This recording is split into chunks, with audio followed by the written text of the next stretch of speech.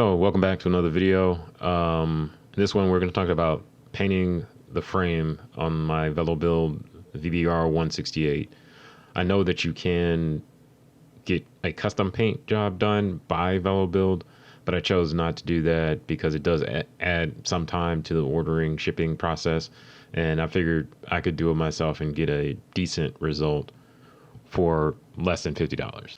So the first step in the process was I taped off all the stuff I didn't want to get paint on, and I sanded the frame. For the sanding process, I used 400 grit sandpaper and then rinsed it off, cleaned it off, wiped it off with alcohol, and hung it up on a tree in my backyard. Easy. For the paint, I'm using something called Duplicolor Shift. I got it from AutoZone. It's got like a flip-flop color to it. You can see in these shots here, this is like after one coat. You can see a little of it. It's supposed to be a blue and purple, or blue and green, I think, color. I just applied a bunch of light coats to the frame. Because I was doing this outside, there was some, bugs and things like that getting stuck in the paint, but I think it came out okay. This is another shot where you can see it's got a little flake to it. Looks pretty good. It's darker than I expected it to be, but it came out all right.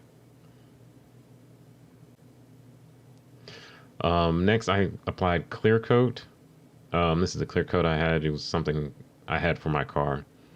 Before I did the clear coat, I did wet sand the base coat to get it looking decent.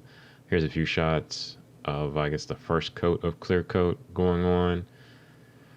It looked pretty good. Once I started applying it a little heavier, like it was getting bugs were landing on it, all kinds of problems, but I knew I was going to wet sand it anyway, so it didn't matter.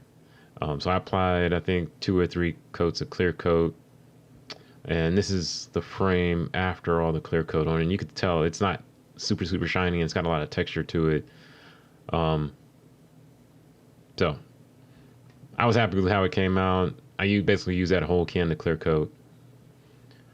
Now this is a shot of the fork after I started wet sanding it. I used 1500 grit and 2000 grit sandpaper to knock down all the unevenness in the paint so I could polish it up and get it looking shiny. And then here's a shot of the whole frame after I finished wet sanding it. Of course, before I moved on, I wiped it down. So here's how the frame looks now. I polished it with some polish I used for my car.